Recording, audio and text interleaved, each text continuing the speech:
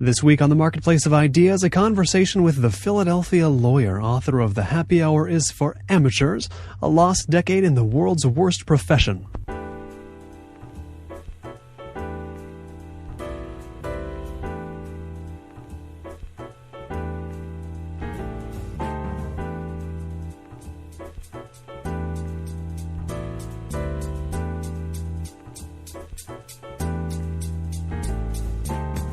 With his blog that mixes tales of debauchery with withering critiques of the legal profession, the Philadelphia lawyer has gained a large, devoted fan following. He's brought the same style into book form with The Happy Hour is for Amateurs, a lost decade in the world's worst profession, which is now available in paperback. Philadelphia lawyer, welcome to the program. Nice to be here. Now, I was finishing up your book, and having worked through all of the horrible sort of Kafka-style tales of bad office environments and the way you had to do work in law and of course all of the stories of the binges needed to counteract all of that. I was thinking to myself, why did this guy go into law in the first place? And I realized you had actually said why. In the beginning, you'd obviously gone over that, but it had been all bleached out, my memories had, by the sheer amount of chaos that had gone on between the beginning and the end of the book. So I'll put this to you on the air. Why did you go into law in the first place? Lack of anything better to do. Really? I have a good ability to argue in front of people. I'm not afraid to do it.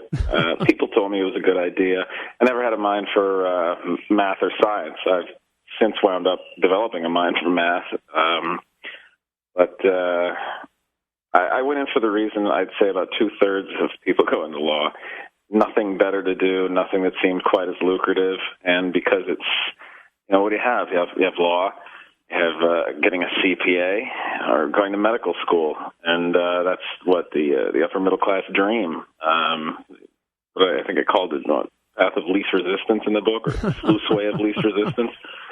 It's kind of where you get shunted in this country. When you say the path of least resistance, that I should interject, that makes it sound like it's a lazy thing to do, but it sounds like from the actual sort of pure work you have to do, it's not really, it's a lazy path in one way, but not in another, if you know what I mean.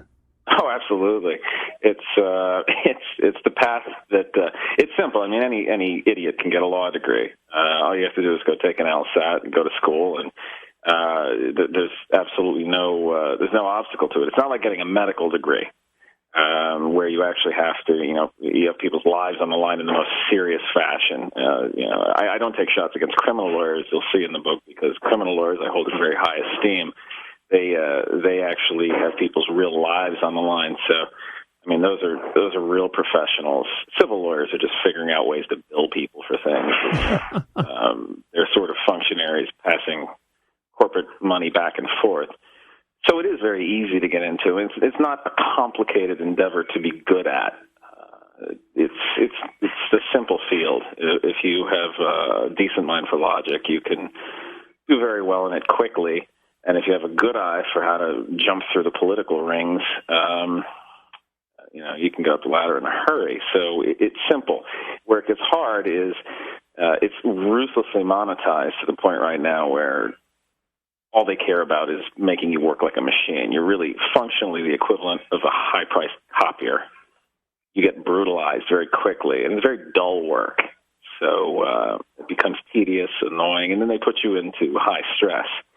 And in fairness to the field, I kind of self-selected toward high-stress stuff because I kind of liked it. It was the only thing that made the job somewhat exciting at all.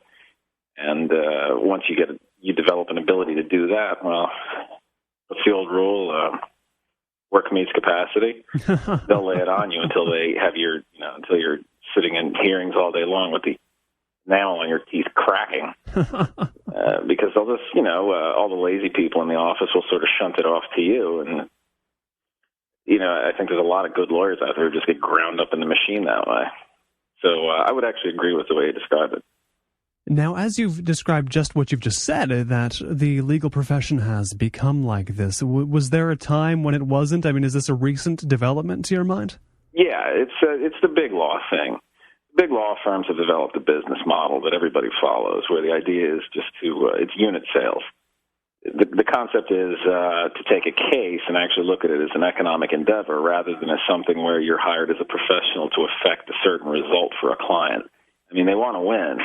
You always want to win, but on the billable side of the game, it's just how much can you possibly charge? What's the most you can get out of a client while still protecting the relationship and getting a good result? So, get the maximum billables out of them. What was the line you quoted in your book? Something like, make sure to put down the hours or the minutes you're thinking about the case in the shower on your timesheet. Is that really that's the sentiment that's there? Yeah, I mean, it doesn't go around all. It doesn't happen at all firms anymore. It's very subtle the way it's done. I doubt anyone's running around saying that too much right now, considering the clients have the upper hand. But to give you an example, at Skadden Arps, one of the biggest law firms in the country, I think it's about 15 years ago, there was a guy who I think might have gone to jail or lost his legal license because he had a secretary writing down point 1 or point 2 for every letter that came into his office, whether he looked at it or not. And there was definitely tons of that. And it's still going on, but it's a lot more subtle. The way they do it is they say to the associate, go bill 180, go bill 200 hours a month. I can assure you, and well, hell, you've worked in an office. Whenever anyone says, I work 10 real honest hours in a day and I provided a true benefit that's worth $250 an hour per each one of those hours, bullshit. Total bullshit. When you're on trial, yeah, absolutely, you do that. But anybody who says, I go in 5 days a week and I deliver 12 hours a day that the client really ought to pay, absolute, utter, unadulterated horse. I don't care. I've argued with people about it in the past. They're full of shit. You can't even get up to take a break if you do that sort of thing. I mean, I think I wrote it in the book that way. Now, is there just kind of this mutual game of make-believe then that goes on in the industry where it's like you pretend you're doing this much valuable work, I'll pretend you are, and we'll both kind of just look the other way, or what? Absolutely, absolutely. A lot of lawyers will openly admit that billable hours are just something that's sort of used as an amorphous guide, and that the client, like, I'll bill X amount of dollars. In fact, they would budget them that way. When you got a big piece of litigation in a big firm, they'd never talk about these meetings, but people would have meetings where they would say, all right, the budget is we're going to get X amount of dollars out of this piece of litigation. Now, that's ridiculous, because suppose you file a motion early and succeed. You won't get it, anywhere near X amount of hours on it, but they've budgeted that they will, which means that the subtle, unspoken directive is that, yeah, let's keep the case going. And, it's ridiculous. And you're seeing a lot of them. You're seeing a lot of firms right now absolutely whore up bills because they're getting killed. The business model is collapsing. It's absolutely getting crushed, and it's all moving toward flat fees. So there are two types of firms emerging there. You're seeing smart firms go out and develop flat fee billing, which really you can make a ton of money on if you know what you're doing. And you're sharp. You're not a wind-up doll knucklehead who waltzed out of Harvard and is like, I want to analyze the living out of this case. If you're like an actual street-smart lawyer and firms actually manned up with street-smart lawyers, they will get a lot. Those firms are going to do very well, like firms like Quinn Emanuel and places like that. Then you have on the other side the old line knuckleheads who are just going to try to keep billing the thing for as much as possible, and they're going to soak as much up to the partners, and the partners don't give a shit. They know that the game is over, so they're just going to suck the top off right now, siphon out all the profits, and they're going to retire, and they're going to leave the kids with something that's going to look sort of like billing structures of the Big Four accounting firms, only they won't be able to get the rates that the Big Four do. In the heyday of this hugely billable hours intensive model then of litigation, what was why was there not an incentive for one firm to just bleed their clients a little less and thus steal business? There was they sell a bullshit prestige premium. Firms I'll just cut straight to the chase. I mean, a lot of firms are just packed full of sort of dorks. And what these people do is they fight with each other to see who can get to the very top of this sort of phony pyramid they have of I work for Undercloss and Underfeffler, and I was first in my class at Harvard, and I was second in my class at Columbia, and I deserve to make X amount of dollars because I'm freaking brilliant. As though law is brain surgery. Like, really, you don't need to look much further than the fact that really low-level plaintiffs lawyers who went to lousy schools routinely whack the big firms for huge judgments, and most of the people at big firms are absolutely scared shitless to go near a courtroom to see that premium is generally not warranted. But they've managed to brand themselves magnificently, and that's allowed them to continue on with this sort of I'll chase you, and we'll see who can race to the higher fee level. And instead of selling the clients value, we'll sell the clients this bull. Everybody in my office drives to work in a Rolls Royce, like, because we're all worth it type marketing. Marketing. What's the word I'm looking for? Brand, I guess. So people were paying a lot of money because they believe that if you hire a monkey from Stanford, he's better than a monkey from Fordham. Now, how much of an end have these prestige days reached? They're probably not completely gone, but it's got to be less than then. They're pretty much going away. Oh. Thank God. I mean, you have a lot of firms that were, finally. I mean, in the old days, it was really rancid prestige. They wouldn't let people of certain ethnicities into the big firms, and diversity had to be thrust on a lot of these firms. That went away, and now finally you're beginning to see that they're actually forcing people to provide value. I think that there's still probably 30% of the industry still has a wicked hard-on for prestige, and the other 70 are beginning to, treat it like a business where they're saying, okay, we'll provide an actual good result. Judge us on our results, not on whether, we can staff this case with a bunch of Phi Beta Kappa people. It sounds like, to read the way you describe the business during the era you were in it, in your book, that whether a lawyer won or lost a case didn't so much matter really at all. It seems like it made the individual lawyer's life hard for a little while, but in the grand scheme, am I correct in saying that a win or a loss wasn't that big a deal? No, it wasn't. It wasn't when you were working for corporate clients. I gave a shit because I worked for a smaller firm for a period of time after I left a larger firm, where I had the luxury of working for a guy who actually did give a shit about winning, and he made it kind of cool in that regard. But he's a rarity. That I did care about. I don't like losing. Never did. I also don't, that's a personal thing, but generally, to answer your question, yeah, most lawyers don't give a flying shit whether their client wins or loses. I mean, we're competitive. Litigators generally are. But, I say that as somebody who is trying to get away from that mindset, that, uber competitive bullshit that these people get into. But a lot of people only cared about what the number was at the end of the month as far as billables. If you were a guy who delivered 200 billable hours month to month, you were much more valuable to the firm than a guy who won a trial or knocked the case out early with a good summary judgment motion. Now, back when you were considering getting into law, in law school, what have you, starting out in law, how many actual illusions did you have about the legal business, or how much was it just a case of you didn't think too much about law and just kind of went in to find it was bad? Was there illusion shattering or just discovery of badness? No, there was some illusion shattering. I had the luxury of working with a really great attorney when I first got out, and he cared. And then I went to work for a firm where it was a mill, and they didn't give a shit. So that was probably the first time the illusion got shattered. I'd be totally full of shit if I didn't admit that I'm a cynic by nature. So I went into it thinking that, from the outset, it was sort of, as I think my dad said when I was a kid, he's like, you're not smart enough to go into banking, so you probably should go to like a license leveraging scheme like law. I figured it was a license leveraging scheme, which, and that's not my term, by the way, that's Milton Friedman's. And so I went in a good bit cynical, but you get real cynical either way. People who go in like I think the chapter is called Meet the New Boss.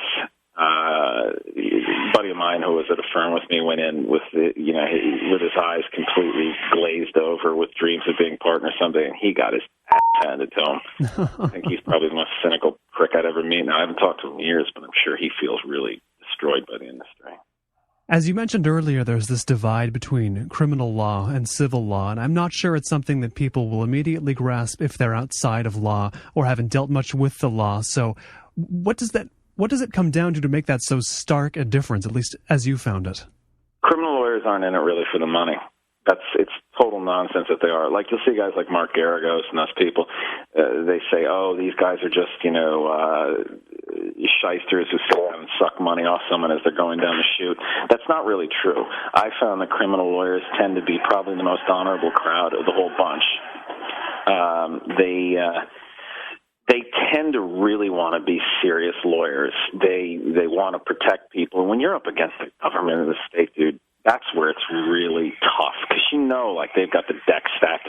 The court's going to go in their favor on most of your motions, and you're fighting a machine. Prosecutors you over. They don't give you what you want half the time, and you got to really battle. Those people do a service that we could never repay them for in society. They're vilified wrongly because they're the best lawyers out there, you can't work in a business where you have people's lives in your hands all the time without giving a. And I'm sure there's a lot of criminal lawyers who are scumbags who just get the retainer and roll. But a lot of the ones that I ran into really cared, because when you're sitting with a person, it's a different thing. I mean, who gives a shit what happens to most companies? Most of them deserve it. In most cases are filed for frivolous reasons or defended for frivolous reasons. Commercial litigation is not real law. It's business decisions that wind their way into a courtroom. One business says, all right, I'm going to breach a contract because I can't afford it this month, and I'm going to bet that he's not going to be able to do as well in a suit, and I'll hold my money now and the time value of the money. Even if he gets a judgment, we'll bankrupt that entity. And it's games. Whereas criminal law, you're sitting across from a tactile human being. If you are the kind of degenerate who could just throw that person to the wolves. I frankly don't believe there can be those kinds of people. You'd have to be almost a sociopath to not really care deeply and stay up late at night worrying about what's going to happen to a person that you're defending. I say that, of course, though, with the luxury that I did business crime. I did criminal work, I did business crime. I couldn't sit up at night defending a rapist or a child molester. That's a whole different level. But I still don't. I don't criticize people who do that. It's necessary. I just couldn't do it. And so, what prompted your move to civil law? Money. Once again, is that the factor for each stage of this? What do we do? I'm a nice guy now, but if you stick enough money in front of a lawyer, we all have this degenerate gene. Money. And how much pretending is going on that is not the motivating factor? I used to hear people say things like, I got into this business to help people. And if you're not in this business to help people, well, you should get into another business. You want to stand up in the middle of one of those meetings and go, who the are you high? What, do you think I just walked in here on acid? What? You didn't get into this business. You got into this business because you didn't know what else you wanted to do, or you've got an ego that's wickedly outsized, so you want to force people to listen to you. I'd say 75% of the industry is people who just went into it for money. And the funny thing is, if you talk to finance people, they laugh at lawyers because lawyers are like the biggest suckers. The only lawyers who really make serious, stupid money and have a good, what is the word I'm looking for here, quality of life and huge paycheck are the big-time class action and plaintiffs lawyers. Because they set up machines where they start making money after a while. It all becomes cookie-cutter work, and they mint huge checks year after year, absurd checks. Most of the guys who are in the big firms making $1 million a year living in Manhattan, $1 million a year in Manhattan, sorry for the amount of work those pricks do. You're on the biggest train that ever pulled into town, you moron. You went and away 3 years in the job market. You should have gone to work for an investment bank. But the answer, the reason you didn't go to work for an investment bank is because you either didn't have the balls for it or you weren't smart enough for it. It's the funniest profession for the money issue because there is no money left in it. There's too many friggin' lawyers out there, and they're all chasing the same shrinking pot of business, and it's going to get worse in the future because it's a mature industry, and you know what a mature industry is. Once you're at that level, it's all a race to the bottom as far as hourly fee rates. Now, how much do you think lawyers actually understand this, though? They understand it very well, the Really? smart ones. You get two kinds of lawyers. You got the knuckleheads who just go in and do their job and think like, oh, it's all going to be okay. Then you got people who actually pay attention to things like realization, how much you're getting, how many, you know, you can bill 2,500, 3,000 hours a year, but if you're not getting paid for 1,500 of it, you're stupid. You have lawyers who can see the marketplace and how it's shifting, and they can spot like, oh, shit, M&A probably isn't going to be good right now.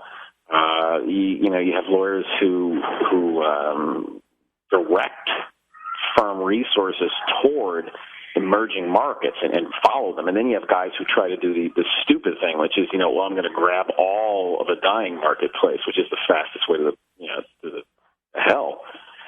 So, what was your question?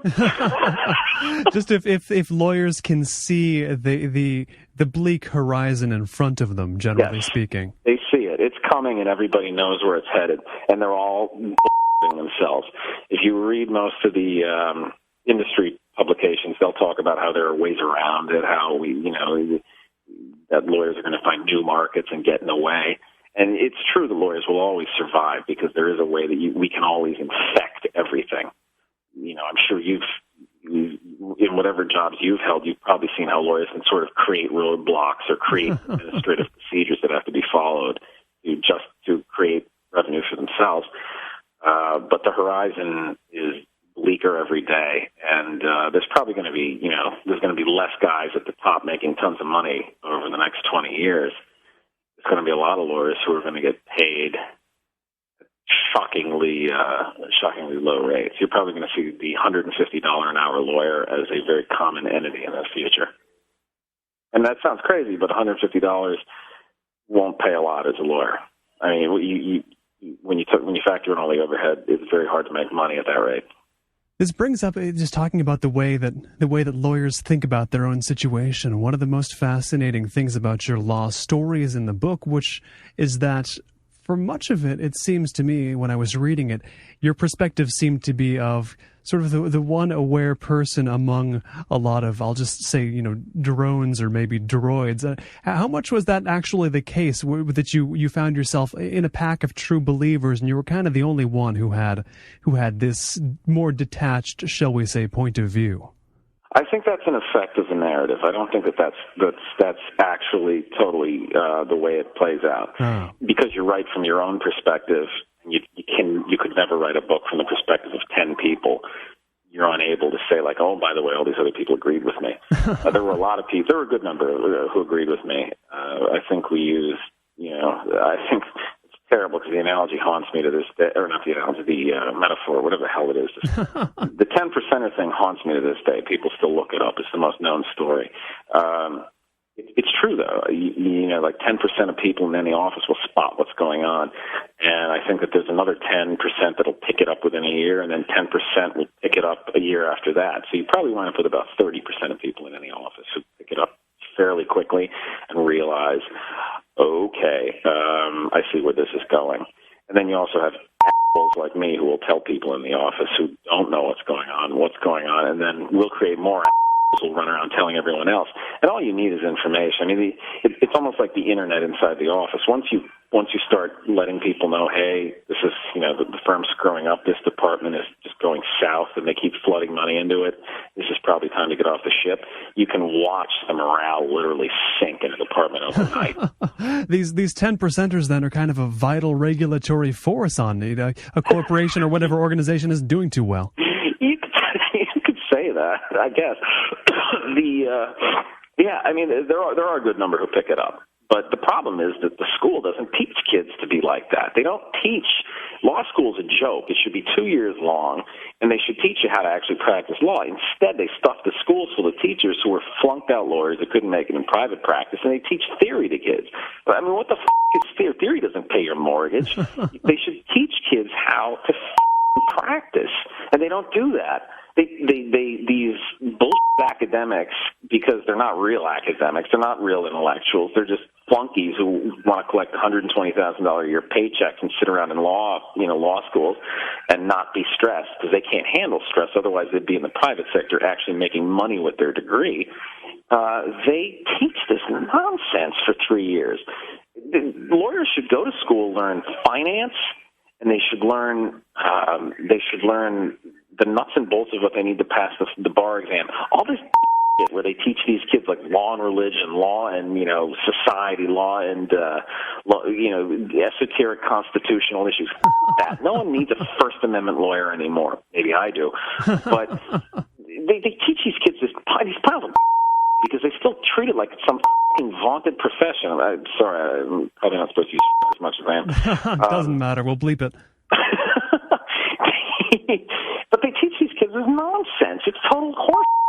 It's useless. You can't do anything with it. And you get these kids who come wander into law firms, and they can't even read a friggin' cash flow statement. You're like, hey, before you go out and tell the client that you're going to go and when the bank is hammering them you're going to file some sort of counterclaim to hold up, some lender liability counterclaim to hold up a foreclosure or, calling a line of credit or something like that.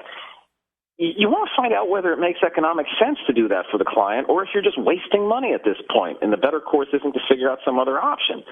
They don't. It's just like, I'll go research the issue and I'll deal with the finite thing that's at hand because I'm a lawyer and that's all I do. You're like, whoa, what are you doing? But, kids don't pick that up. They don't teach them that there's a broader thing. And that's why I don't think anyone should go to law school straight out of college. It's asinine. I take it you see no signs, or have heard of no signs of this changing in law school anywhere. Actually, I do. Thank God, people are finally starting to say it. If you look on the internet, and I don't know how much the internet ultimately impacts reality, there are a lot of voices who are out there screaming for it. But the entrenched narratives, people live in narratives. They live in perception, reality, that sort of thing. People have this view that, what happened in the past, I'm just going to believe the story that I've heard about law school. Scott Turo's 1L, which is a steaming pile of horse shit. Melodramatic nonsense. That sort of thing goes off, paper chase type nonsense, goes off as the accepted narrative for the profession. And it creates a real disaster because kids keep believing it and moving into the profession for that reason. Now, thankfully, there are a lot of good websites like Above the Law, mine, although I don't even know if lawyers read me anymore. I think it's too depressing for them. And Bitter Lawyer. Bitter Lawyer is excellent. All you need to do is read bitterlawyer.com, and you can realize all the reasons you should never become a lawyer in today's day and age, or at least become a deal lawyer, not a litigator. You can read that information, and that will, give you you'd be armed with every arrow that you need in the quiver to keep you away from the bad areas of law. So yes, there are a lot of outlets that are giving this information to people. But you know what? Kids still believe what they want to believe. They believe the American dream. That's the baseline of all this, which is, you go to law school, you're going to be the next Clarence Darrow. It's total. At the very least, though, these 10%ers with the internet, their 10% influence is way higher than 10%. I'm not really sure. I don't know how far the internet goes, because I think the internet's wonderful. I think the internet's going to split in two directions over the next 5 years. You're going to see it shift toward quality, and then there's going to be everything else, like Paris Hilton and all that bullshit for all the 85 IQ idiots who are going out and signing up for subprime mortgages and running around getting every variety of STD imaginable and overdosing on meth. Then you're going to have the internet for people like you or me who actually think, maybe I'd like to get some inside information that isn't published in the mainstream media. So yeah, I think the 10% thing, you're right, is going to be substantially larger going forward, but God help. Let's say it goes to 30%. The other 70% are going to be functionally retarded, because what I see on the internet right now is feeding. There are people. It creams a large number of really smart people into a very small corral, and then it feeds a pack of morons a pile of bull. and conspiracy theories and ridiculous nonsense about the stock market crashing tomorrow, or we're going to have a dollar crisis because Iran is going to bomb, or Israel's going to bomb Iran. You read the internet too much, you can go f***ing crazy. You have to actually know which sites to read, I think. But when you began the Philadelphia Lawyer blog, was it these 10%ers that originally founded and became the kind of the first fans, or who was the first cluster of people to discover it? I should say that. You know, dude, I still don't know who the hell reads it. Really? I mean, we tried to do a cross-section, but I've gotten emails from people who are like, I'm a 60-year-old lawyer in Indiana, and I think this is the greatest thing in history. I've gotten, like, I'm an insurance adjuster in Texas, and I think this is really hysterical. I've gotten, I'm a screenwriter in Los Angeles. I think I have an idea that there's a certain stripe of law student who reads it. I think a lot of people who like it are very disaffected, though, in the sense that they look around and they're like, why is everyone not seeing what I'm seeing? So I don't know if you can really put a descriptive together to do a person like that justice, because he can be anywhere, and he is really bad because it can be she.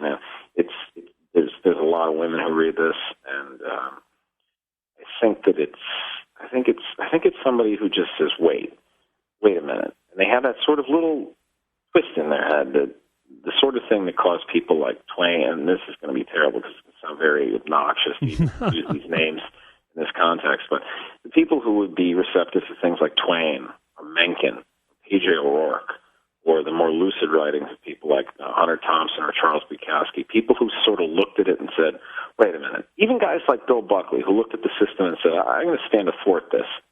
I don't think this is right. I think this is goofy. I think this is a shared, colossally stupid narrative that we're all just running off a cliff together with. So wait a minute. I'm going to stop, and you can let me off the train right now. I think that there are a lot of people who are saying, well, I really want to get off the train, but how the do I get off the train? Because I need money, and I'm stuck in this goddamn silly merry-go-round of idiots. Maybe that's just reality. Maybe that's the way it's always been from the beginning of time. But I think that describes the people who are most receptive to it, and also people who like perverted, ridiculous jokes.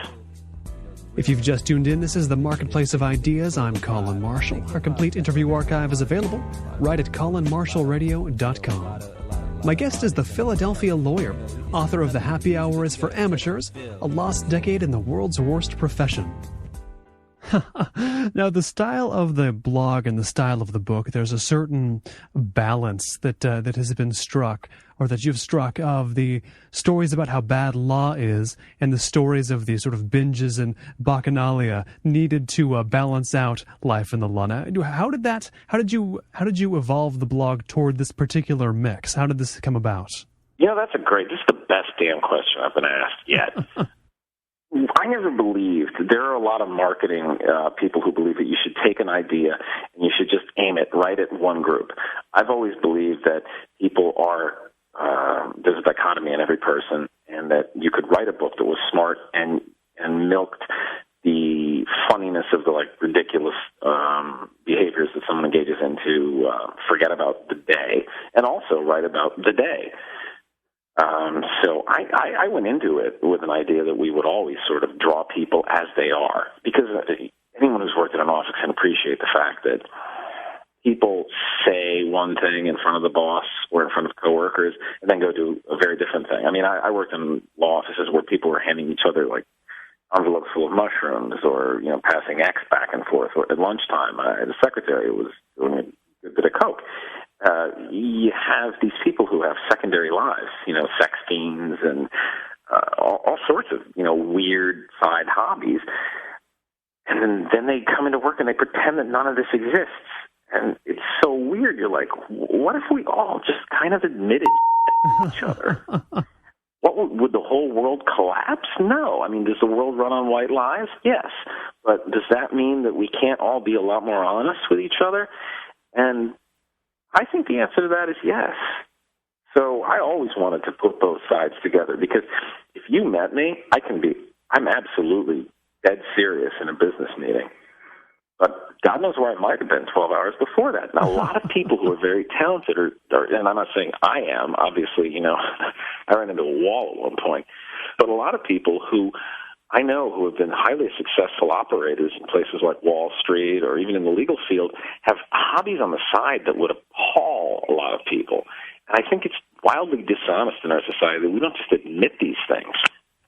And the sort of the polarity of the lifestyle that you describe in the book and on the blog, that seems to me that it's got to be a challenge to balance that. But it sounds like for you, maybe there's more of an instinct involved. Maybe you're just kind of, you're good, you are good or were good at the time, going back and forth like that, kind of oscillating extreme point to other extreme point. Dude, I never remembered anything that went on from Thursday to Monday. I always was. If you took 7 of those 10 years that are written about, they're just obliterated. There were a pile of them. In fact, we wrote the one book, I think, where we actually peeled a story out because it seemed too ridiculous for people to. They got upset with it. It involved an awful lot of substances and someone falling out of a tree on her head. It just. The whole thing had to be removed because we had originally sent the book out, and it was sent to a bunch of Mormons, believe it or not. Oh. I don't want to offend you if you're. I'm not a Mormon. No, I'm not a Mormon. Okay, all right. Well, then let's talk about Mormons. Mormonism is a fraud, of course. Joseph Smith was a charlatan, and everyone knows that. The fact is, they sent this book to a pack of Mormons. They read it and flipped the hell out. We wound up getting wickedly bad Amazon reviews, and I was like, whoa, this one chapter is really setting people on fire. So we actually yanked it. So as far as oscillating, yeah, I was on a seesaw. It got a little bit ridiculous though near the end, where I was saying like, enough. You hit a certain age, you're like, this is stupid. What am I doing? I should actually try to do something I like rather than try to escape it. Why did the book end up with a bunch of Mormons? I can't quite figure that out. Dude, if I had the answer to that question, I have no idea. I just remember looking. I was sitting there summer of 2008. The thing went out on an early release.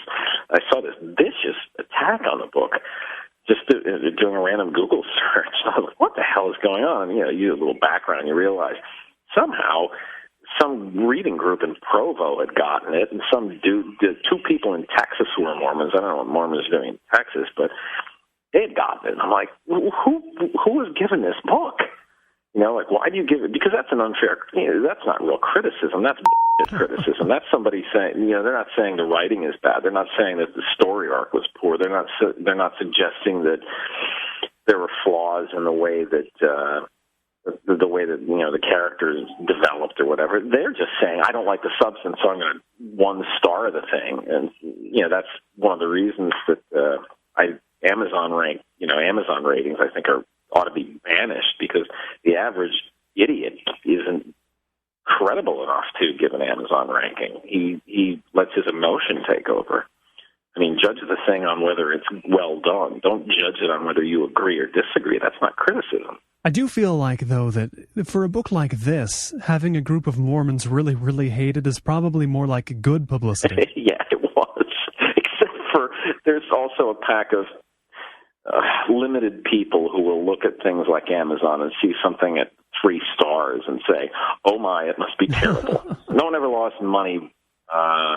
No one ever lost money betting against betting on the stupidity of the American public. Yeah, no one ever went broke underestimating the intelligence of the American public, maybe? That's it. That's exactly it. I've been talking a lot today. I'm running out of quick pithy sayings. Thank you.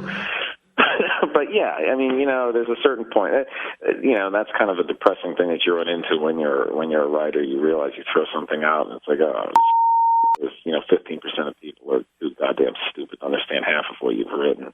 Thankfully, it's only 15%. I've actually been heartened to find that 85% of the public who sought this book got it.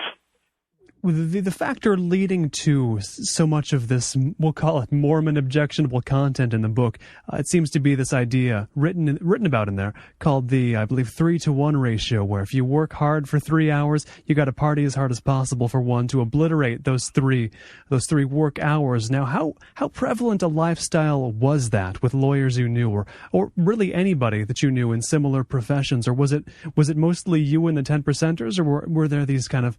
There's a lot of people people. Oh, really? Actually, an awful lot of people. I had the luxury of having a few friends in town, and those people sort of acted as a crutch. So we had all been, close for years. So there was an ability to just keep it going, and then you snowball it with people who you find who are similar-minded. People of that mentality cling to each other because they feel like there's nobody else. So it wasn't terribly difficult to find those people. Like I said, this book isn't just for me. I don't believe that there's only 10% of us. I think it probably blows out to like 30 or 40%.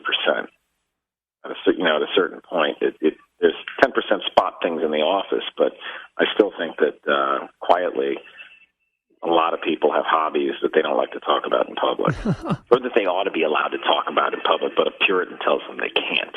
It does seem like there's, considering the amount of real hardcore Puritans there are in the country, there's not that many of them, but it does seem to be that if we can't talk about the kind of stuff you talk about in the book or on the blog, that seems like a disproportionate exertion of force on the Puritans' part.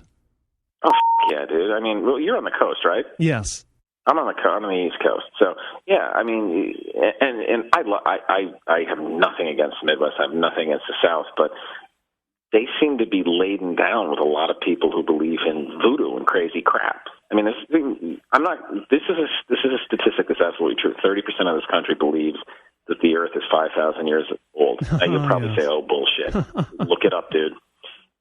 It's really frightening, and I think that it's because it's a dual influence. It's those people who are crazy. Then you add to those people the corporate influence, which is, all right, we want people to function a certain way. We want low risk. We want to have people who are predictable. The very last thing I want is a creative personality running around the office who might potentially flame out and do something crazy.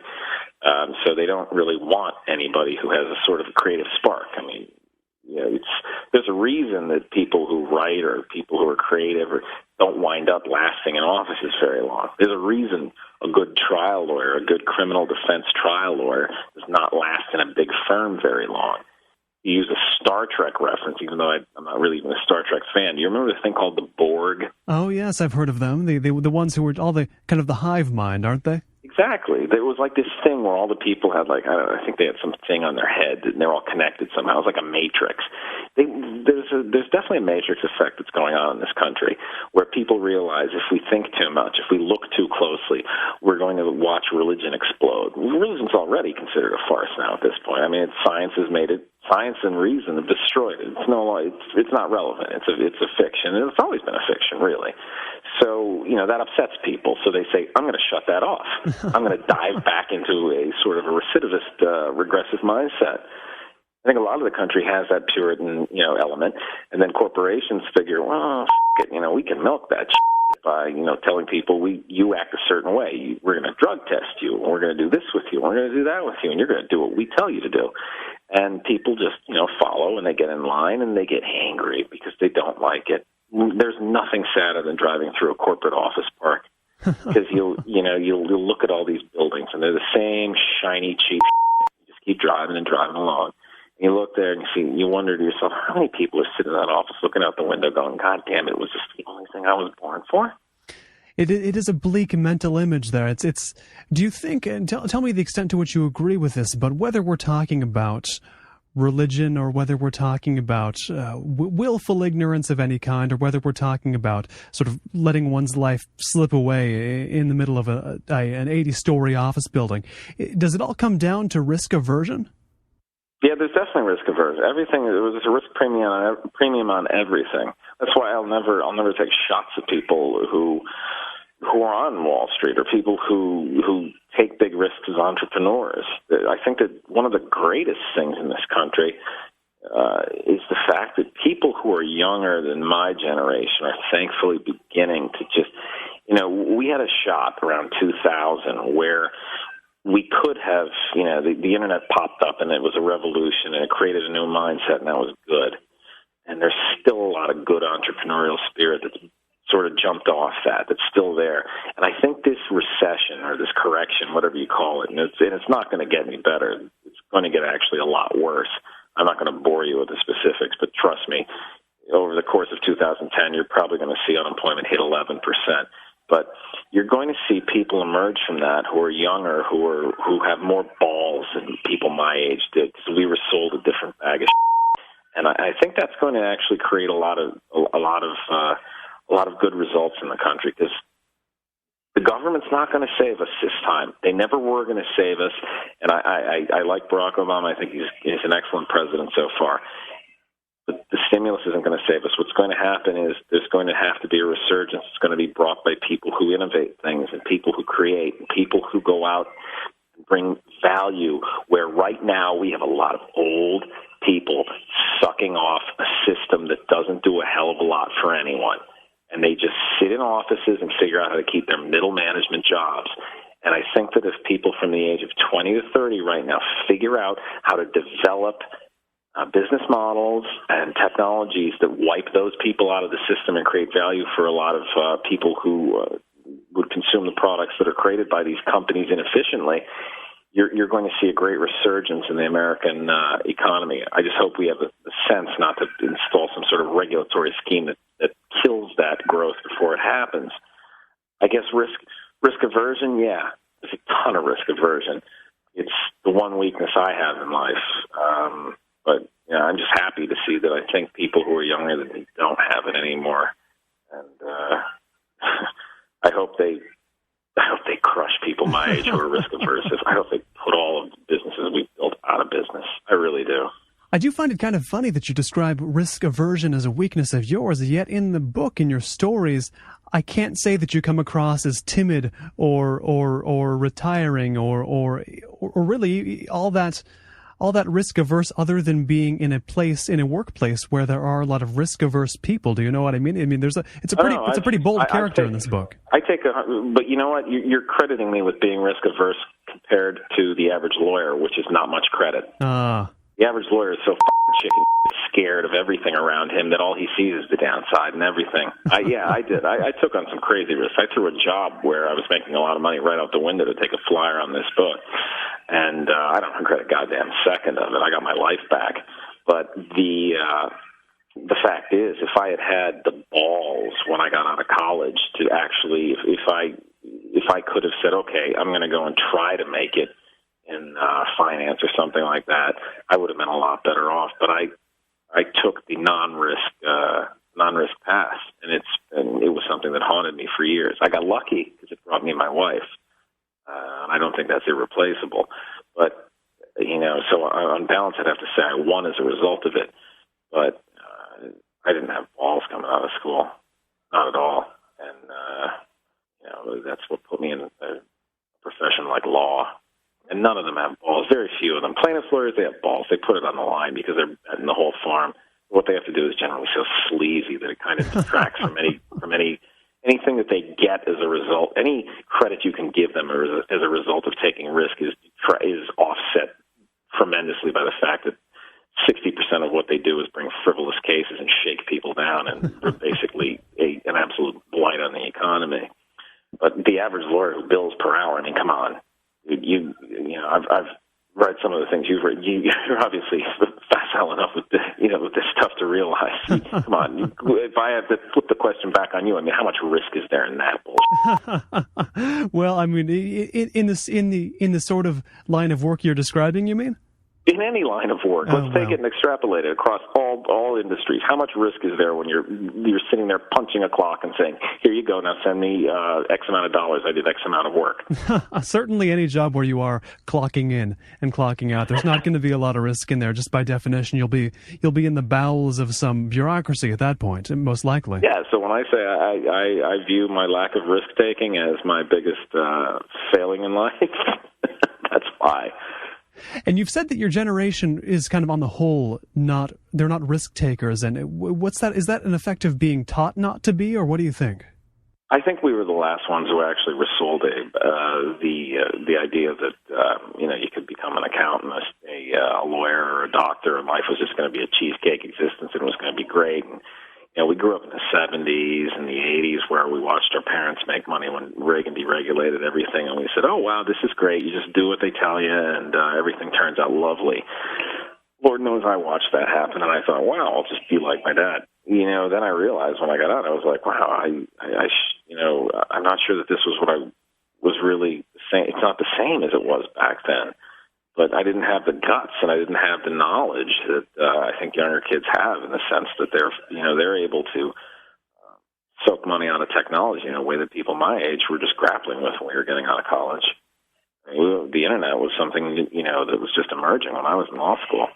I want to make sure to get to this point, which is the transition from one form to another. The idea that you can take the material from a blog that gets popular because people send around these individual stories and they say, oh, you've got to read this quick story because it's hilarious or it's sort of unbelievable but obviously true or hellish in a way that will resonate with us. And translating that into the form of a book one would sit down and potentially read beginning to end. Or what's the challenge of that? Oh, dude, it's hard as hell. It's really hard. Really? I have to thank. I have the luxury of thanking my agent, my editor for that. I had tremendous people behind me in that regard. Writing a narrative out of the whole thing is really hard because when I was writing the website, I was, and I hate to use the term website versus blog, but really I wasn't writing a blog. I was writing a website. I was creating content. There's blogs and there's like, what you do isn't a blog. You provide a content. The blog to me has always seemed to be more along the lines of something where you're just linking people. Oh, I see. The reason that, we tried to hit it in the middle. I tried to make this book work in such a way that if you wanted to just read the stories, you might be able to do it that way. But we knew that we had to create an arc, and it was hard as hell. Because the website stuff reads like a sitcom, it's like, boom, I would find a way to arc the story out. And each one of them inside each story actually arced out in some way each week.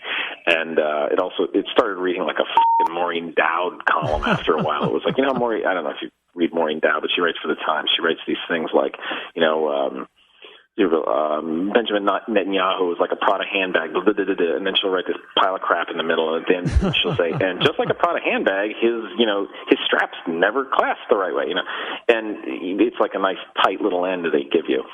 When you're writing the book, you have to link the first chapter into the next one, and it gets tricky, and then you have to, you can't come in as cynical as you leave either.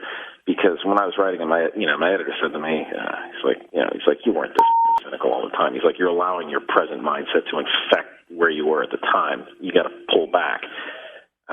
It's very hard.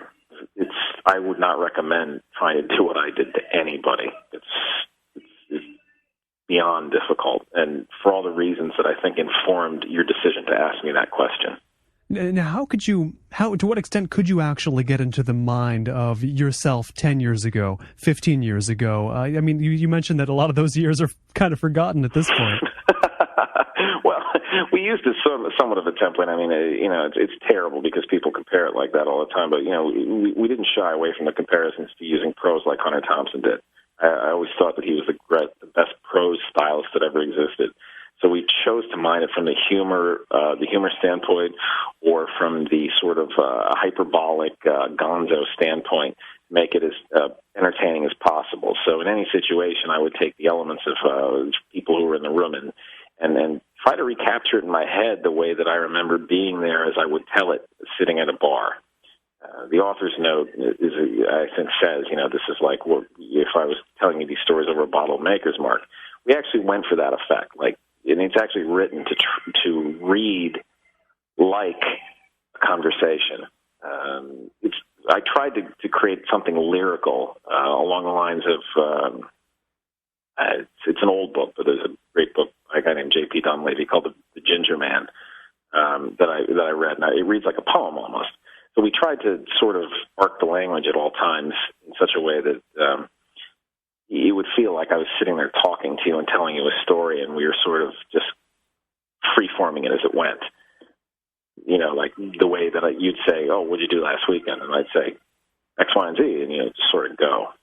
That makes sense? It does make sense. And now, additionally, you just mentioned Hunter Thompson. You mentioned P.G. O'Rourke before. A lot of writers that I consider to be fantastic as well. This is beginning to sound like an order tall enough I wouldn't have even attempted it myself, considering the names you've named as stylistic influences. That's I'm already kind of sweating from the idea of having to match up to that. You know what I mean? Well, don't sweat because I'd come nowhere near O'Rourke or Thompson. O'Rourke's Parliament of Whores was so impeccably well-researched and savage in the way it attacked Washington, D.C. I don't think anyone could write a book near that. I don't think Thompson could get near that. I mean, Fear and Loathing on the Campaign Trail was good, but PJ actually was more lucid in the way he attacked things and was able to also keep the humor there. I think Hunter's masterstroke, obviously, was Fear and Loathing, and that is just because it reads like nothing ever written before or after. And one of the things we actually ran into writing this book was when I was writing on the website, of course I was, saying, I love the way his voice sounds. I just want to do that sort of non-judgmental, ridiculous, over-the-top, just 400 miles an hour, ellipses everywhere. And it was actually funny when I finished this book, or when we finished the first draft, my editor was like, "You're not putting that many ellipses in a book." I was like, "Well, it moves the book forward." And he's like, "No." He's like, "It becomes ridiculous." And I think he was wise to do that. And it was actually kind of funny because at the same time, for reasons that I can't even get into or explain, I wound up at a party with William Safire and actually asked him, how often should you use ellipses? I can't explain how I wound up at a party with Bill Safire. Right. But it was a great moment that I just happened to run into somebody, and I had about 4 or 5 bourbons at this point. I said, "How many ellipses should you use?" And he said, he kind of looked at me like, "You're a moron. You should just listen to your editor." So, trying to ape PJ or Hunter, I can't play in that league. I couldn't come close to it. But that's not a reason not to try every once in a while.